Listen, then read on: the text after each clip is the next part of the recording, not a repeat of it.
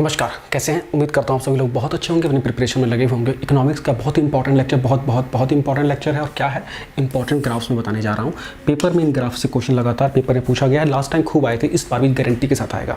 तो यहाँ पे इस वीडियो से आपके 1 से 2 नंबर पक्के हो सकते हैं। अंत तक जरूर देखना, छोटी वीडियो है। इकोनॉमिक्स के ऑलरेडी बहुत सारे लेक्चर करा रखे हैं, पहले उसको देख लेना, है ना। एक भी लेक्चर छूटे ना। जीडीपी जीएनपी कैसे निकालते सब कराया हुआ मैंने, ठीक है।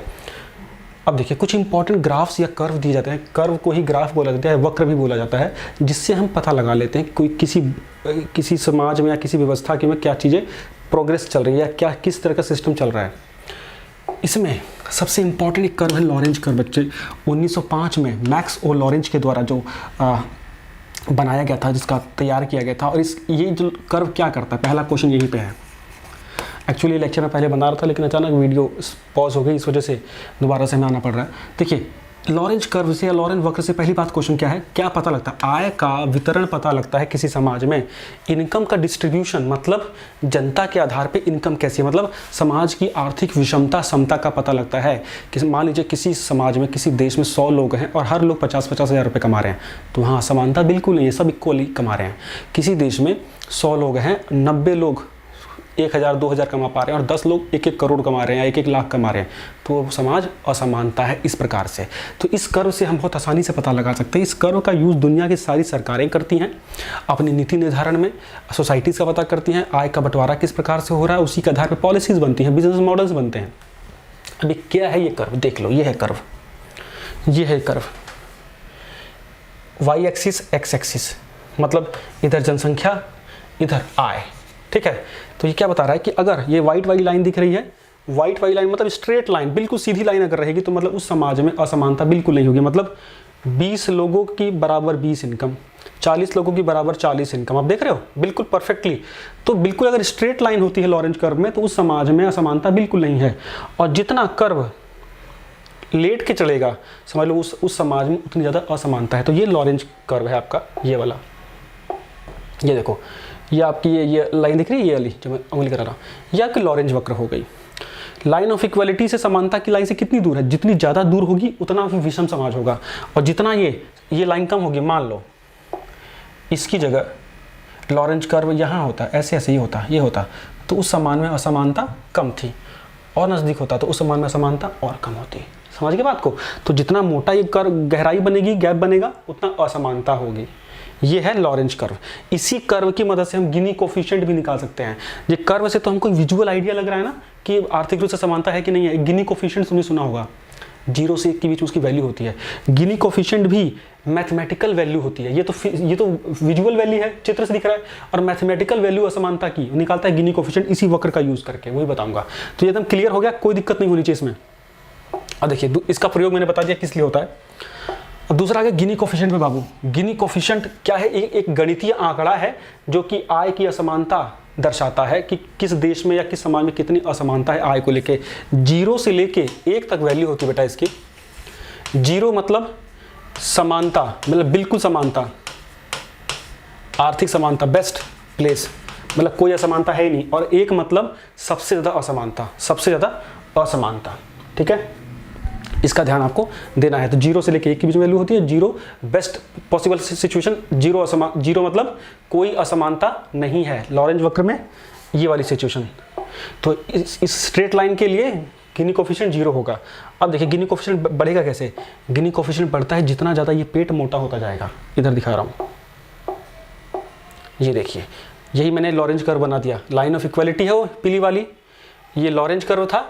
अभी व्हाइट वाला पोर्शन जो मैंने शेड किया हुआ है, ये असमानता दिखा रहा है बेटा। क्या दिखा रहा है? असमानता। जितना ज़्यादा व्हाइट पोर्शन होगा उतना ही ज़्यादा असमान वो समाज होगा। और गिनी कोफिशिएंट कैसे निकालते हैं? देखो, ये व्हाइट वाला पोर्शन को मैंने ए ले लिया है, जो आदर्श कंडीशन और वास्तविक असमानता है उसके बीच का हिस्सा को ए बोला जाएगा और बाकी हिस्से को बी बोला जाएगा। तो गिनी कोफिशिएंट कैसे निकालेंगे? ए डिवाइडेड बाई बी।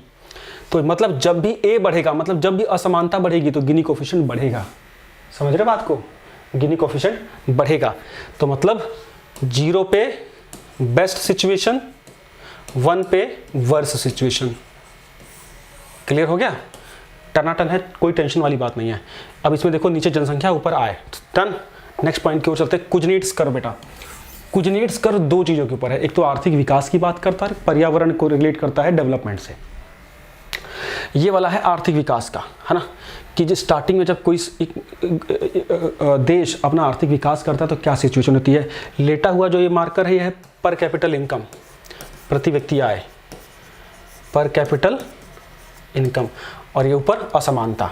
तो ये क्या कहता है कि जब कोई कंट्री विकास होना शुरू होती है तो वहाँ आर्थिक असमानता बहुत होने लगती है स्टार्टिंग में। भारत देखिए, ज़्यादातर डेवलपिंग कंट्रीज में आर्थिक असमानता आती है, लेकिन जब वो एक मेन पॉइंट पे, बीचों बीच पॉइंट पे पहुँचता है ना, लगभग विकासशील होने के बाद विकसित की ओर बढ़ने लगता है, तब वहाँ से डेवलपमेंट शुरू, आर्थिक असमानता घटती है और प्रति व्यक्ति आय बाबू बढ़ती है। यहाँ देखो, ये बेस्ट कंडीशन है विकसित वाली, यहाँ आर्थिक असमानता सबसे कम है। क्यों?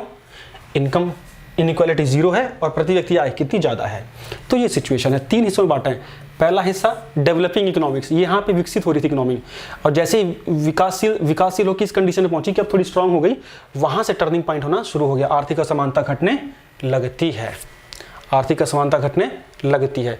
डेवलपिंग, फिर मतलब स्टैंडिंग, और फिर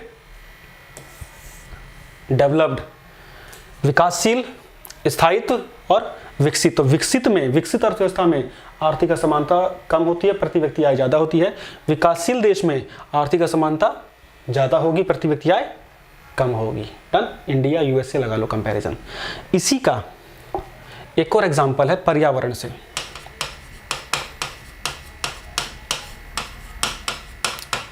जैसे जैसे डेवलपमेंट स्टार्ट होता है तो पर्यावरण का बहुत नुकसान होता है ना।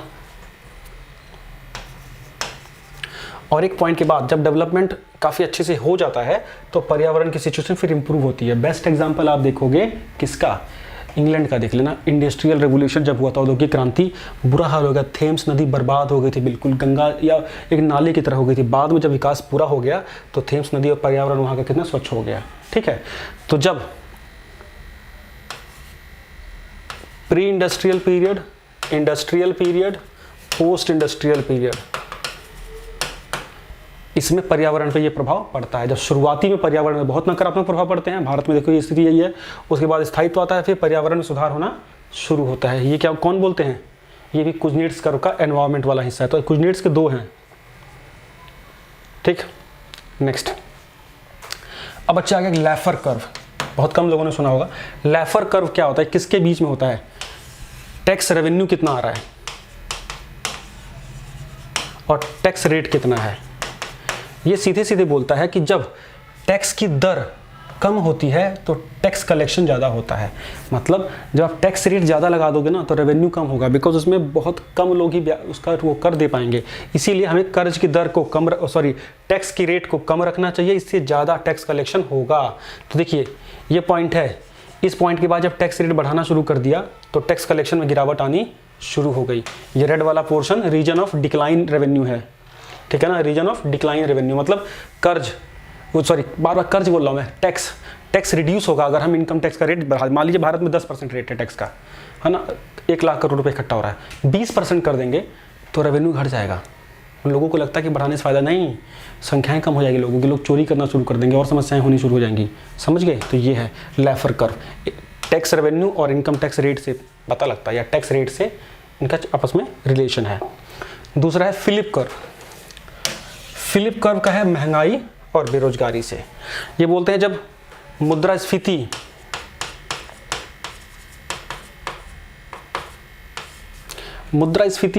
जितनी ज़्यादा रहेगी, बेरोजगारी उतनी कम रहती है।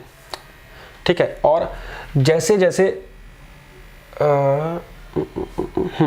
मुद्रा, ये बता रहा है कि मुद्रास्फीति के साथ इनडायरेक्टली प्रोपोर्शनल है। जैसे महंगाई बढ़ेगी तो बेरोजगारी बढ़ेगी, बेरोजगारी घटेगी, और जब डिफ्लेशन होने लगता है तो बेरोजगारी बढ़ने लगती है। आपको सिंपल इसमें यह बात रखना है कि इन्फ्लेशन जो है वो बेरोजगारी की इन्वर्सली प्रोपोर्शनल है। जितनी महंगाई बढ़ेगी उतनी बेरोजगारी घटेगी।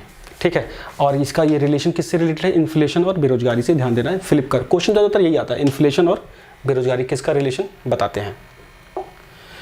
नेक्स्ट है एंगल या angel curve. Angel curve, angel curve बताते हैं कि हर घर के लोगों की वस्तुओं पे खर्च करने की ताकत अलग अलग होती है ना। ये सिंपल एक कर्व दिया गया है गुड्स में, गुड्स में और इनकम में। मतलब कोई सामान्य, जब हम कोई सामान खरीदते हैं तो उसका कर्व ये है, सामान्य आय वाले लोग या एक आय वाले लोग जब कोई सामान्य वस्तु खरीदते हैं, है ना, तो कर्व ये फॉलो होता है। लेकिन जब कोई खास वस्तु, स्पेशल कैटेगरी की वस्तु, जैसे खाना हो गया, खाने के लिए ये कर्व है कॉनकेव। कॉनकेव मतलब ये नॉर्मल कंडीशन है। इस कंडीशन मतलब कि जैसे जैसे इनकम बढ़ती है तो खास तौर से स्पेशल जो चीज़ें हैं उस पर एक पॉइंट के बाद रिड्यूस होने लगता है, एक पॉइंट बाद स्पेंडिंग रिड्यूस होने लगती है। तो क्वेश्चन ये आएगा कि एंजल कर्व जो है किससे रिलेटेड है, तो वह है spending on certain goods varies house hold income. मतलब किसी खास वस्तु पे कोई परिवार कितना खर्च करेगा वो डिपेंड करता है उसकी घरेलू इनकम पे या उसके उस परिवार की इनकम पे। सिंपल, किसी एक इंपॉर्टेंट वस्तु पे, किसी खास वस्तु पे, जैसे खाना बहुत इंपॉर्टेंट वस्तु है, उस पर कोई परिवार किस प्रकार खर्च करता है, वो खर्च इस प्रकार का है कॉनकेव। वो खर्च डिपेंड करता है कि उनके परिवार की आय कैसी है। ठीक है, स्टार्टिंग में सबसे ज़्यादा खर्च होता है फूड के ऊपर जब इनकम आपकी कम रहती है, लेकिन जब इनकम ज़्यादा हो जाती है तो फूड के ऊपर कम खर्च होता है और चीज़ों पे ज़्यादा खर्च होता है ये। और बाकी अगर हम फूड को या स्पेशल चीज़ को निकाल दें तो बाकी ये जनरलाइज होता है। सिंपल, जितनी आय है उतना बाकी सब चीज़ों पे नॉर्मल उसी हिसाब से खर्च हो रहा है सिंपली। अब देखिए क्या वेज कर्व। वेज का मतलब होता है वेतन। देखिए जब बेरोजगारी कम होती है तो वेतन ज़्यादा होता है, जब बेरोजगारी ज़्यादा होती है तो वेतन कम होता है। सीधी बात है। आप कहीं पे किसी कंपनी में काम के लिए जा रहे हैं, वहाँ पे रिक्वायरमेंट 10 लोगों की है और 5 लोग गए हैं तो मुँह मांगा पैसा आपको मिल जाएगा तनख्वाह के लिए। किसी जगह पे 50 लोग गए हैं और 2 सीटें हैं तो बोलेगा भाई मैं 25,000 नहीं 10,000 दूंगा। तो क्या वेतन घटाना? तो सिंपल बात है कि जब बेरोजगारी ज़्यादा होती है तो सैलरी कम होती है और जब बेरोजगारी कम होगी तो सैलरी ज़्यादा होगी। ये नेचुरल है, बिल्कुल नेचुरल चीज़ है। ठीक है ना, अभी हम डेली लाइफ में इसको देखते हैं। ठीक है, नेक्स्ट वीडियो में मैं कुछ और सारे अक्कर्स वगैरह और कई सारी इंपॉर्टेंट चीज़ें लेके आऊँगा। इलास्टिसिटी, लोचता के ऊपर एक लेक्चर लेके आऊँगा। ठीक है, थैंक यू।